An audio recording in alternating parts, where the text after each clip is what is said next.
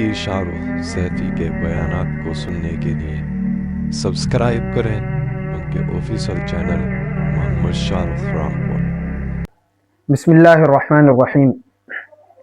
मुहतरम सामिईन, चूँकि रमज़ानुल मुबारक का महीना चल रहा है और ज़्यादातर इस महीने के अंदर ही लोग अपनी ज़कात निकालते हैं और इस महीने में ज़कात निकालने में फ़ायदा भी है, चूँकि रमज़ानुल मुबारक के अंदर हर इबादत का सवाब 70 गुना मिलता है। इसलिए रमज़ानुल मुबारक के महीने में ज़कात अदा करने से भी उम्मीद है कि 70 गुना सवाब मिले। लेकिन इसका मतलब ये नहीं कि सारी की सारी ज़कात इस ही महीने में निकाल दी जाए, बाद में रमज़ान के बाद बिल्कुल ना निकाली जाए, बल्कि ऐसा किया जाए कि हस्बे ज़रूरत निकाले, यानी रमज़ानुल मुबारक में भी कुछ निकाल दे और रमज़ानुल मुबारक के बाद फ़ुक़रा और मुहताज लोगों का ख्याल रखते हुए कुछ उसके बाद निकाल दे। रमज़ानुल मुबारक में ज़कात देने में 70 गुना सवाब मिलने की उम्मीद है। इसका मतलब बिल्कुल ये नहीं है कि सारी की सारी इसी महीने में अदा कर दे। तो चूँकि ज़्यादातर लोग इसी महीने के अंदर ज़कात अदा करते हैं, इसलिए हम मुनासिब समझते हैं कि ज़कात के एतबार से कुछ ज़रूरी मसाइल, मिसाल के तौर पर ज़कात कब वाजिब होती है, किस शख्स पर वाजिब होती है और कौन से माल में वाजिब होती है और कितनी मिकदार में वाजिब होती है, इन तमाम चीज़ों को हम अपने सामने ले आएँ ताकि हमें ये बात मालूम हो जाए कि ज़कात हम पर फ़र्ज़ है या नहीं है, हम साहिब निसाब हैं या नहीं हैं। ये तमाम चीज़ें हमारे सामने आ जाएं। इसलिए सबसे पहले तो हम बात करेंगे ज़कात की फ़र्ज़ियत के बारे में। देखिए, इसकी फ़र्ज़ियत अहादीस से भी साबित है और अल्लाह तबारक व तआला के कलाम में भी बहुत सारी जगह ज़कात का हुक्म आया है। अल्लाह तबारक व तआला ने जहाँ नमाज को ज़िक्र किया है, नमाज की फ़र्ज़ियत को ज़िक्र किया है, वहीं ज़कात की भी फ़र्ज़ियत को ज़िक्र किया है और कहा है अक़ीमुस्सलाह व आतुज़्ज़का, नमाज कायम करो और ज़कात दो, ज़कात अदा करो। इससे मालूम होता है कि ज़कात हमारे ऊपर फ़र्ज़ है। लेकिन ज़कात किस पर फ़र्ज़ है और किन चीज़ों में फ़र्ज़ है, इन तमाम चीज़ों की तफसील हमारे सामने होनी चाहिए। देखिए, ज़कात फ़र्ज़ किस पर होगी, तो इसकी तफसील ये है कि जिस शख्स के अंदर ये 4 शर्तें पाई जाएंगी उस पर ज़कात फ़र्ज़ होगी। नंबर 1, आदमी आज़ाद हो, लिहाजा अगर कोई ग़ुलाम है तो उस पर ज़कात फ़र्ज़ नहीं होगी, बांदी है तो उस पर ज़कात फ़र्ज़ नहीं होगी।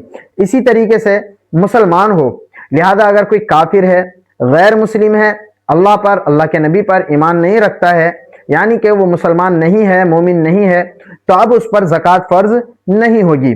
इसी तरीके से समझदार हो, लिहाजा अगर कोई पागल है, मजनून है, दीवाना है, तो उस शख्स पर भी ज़कात फ़र्ज़ नहीं होगी।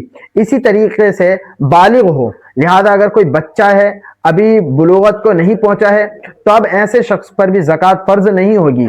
तो जिस शख्स के अंदर ये 4 शराइत पाई जाएंगी, आज़ाद होना, मुसलमान होना, आकिल होना, बालिग होना, उस शख्स पर तो ज़कात फ़र्ज़ होगी। उसके अलावा जिस शख्स के अंदर ये शराइत नहीं पाई जाएंगी, उन पर ज़कात फ़र्ज़ नहीं होगी। इसी तरीके से ज़कात की फ़र्ज़ियत के लिए 2 शर्तें और हैं। पहली शर्त यह है कि जिस माल में ज़कात फ़र्ज़ हो रही है वो माल माले नामी होना चाहिए, यानी उसके अंदर बढ़ोतरी होनी चाहिए। अब चाहे वो हकीकतन हो या हुक्मन हो। हकीकतन मिसाल के तौर पर 1 लाख रुपए थे, उसके अंदर साल में रख के कुछ उससे तिजारत की और 1.5 लाख हो गए, तो इसी तरीके इसको कहते हैं हकीकतन माल का बढ़ना। और हुक्मन हो, जैसा कि सोना है, चांदी है, तो इनके अंदर हुक्मन माल में इजाफा होता है। वो इस तरीके से कि आज सोने की कीमत है 1 लाख, कल 1.5 लाख, परसों 2 लाख, तो इस तरीके से इसमें हुक्मन माल में इजाफा होता रहता है। तो चाहे वो माल माले नामी हुक्मन हो या हकीकतन हो, वो माल माले नामी होना चाहिए। लिहाजा अगर कोई ऐसा माल है कि जिसके अंदर बढ़ोतरी नहीं होती है, ना ही हुक्मन और ना ही हकीकतन, तो अब उस पर ज़कात फ़र्ज़ नहीं होगी। ज़कात की फ़र्ज़ियत के लिए ज़रूरी है कि वह माल माले नामी हो। दूसरी शर्त इसी तरीके से यह है कि हौलान हौल, यानी उस पर साल गुजर गया हो। लिहाजा अगर कोई माल ऐसा है कि जिस पर साल नहीं गुजरा है, 6 महीने हुए हैं, 7 महीने हुए हैं, 8 महीने हुए हैं, 10, 11 महीने हुए हैं, तो अब उस पर ज़कात फर्ज नहीं होगी। तो जिस शख्स पर ज़कात फर्ज होगी उसके लिए ये 2 शर्तें पाए जाना भी जरूरी है कि माल माले नामी हो और उस पर साल गुजर गया हो। लिहाजा अगर ये 2 शर्तों में से एक भी शर्त फौत हो गई तो उस सूरत में ज़कात फर्ज नहीं होगी। अब ज़कात किस माल में फर्ज होगी ये चीज भी हमारे सामने होनी चाहिए। देखिए, वो माल सोना, चांदी, नकदी माल या माल तिजारत, इन चारों चीजों में से है तो फिर उस पर ज़कात फर्ज होगी। सोने की मिकदार कितनी होनी चाहिए इसकी किताबों के अंदर तफसील मिलती है, 7.5 तोले सोना। लिहाजा अगर कोई शख्स या कोई औरत 7.5 तोले सोने की मालिक है या सोने का मालिक है तो अब इस सूरत में उस पर ज़कात फर्ज होगी और इसका 2.5 हिस्सा निकालना जरूरी होगा। इसी तरीके से अगर चांदी का मालिक है तो 52.5 तोले चांदी का मालिक होना चाहिए। लिहाजा अगर कोई 52.5 तोले चांदी का मालिक है तो उस पर ज़कात निकाली जाएगी। लेकिन अगर 52.5 तोले चांदी का मालिक नहीं है, 51 तोले, 50 तोले, 40 तोले चांदी का मालिक है तो उस पर ज़कात फर्ज नहीं होगी। इसी तरह नकदी माल या माल तिजारत, इनकी कितनी मिकदार होनी चाहिए?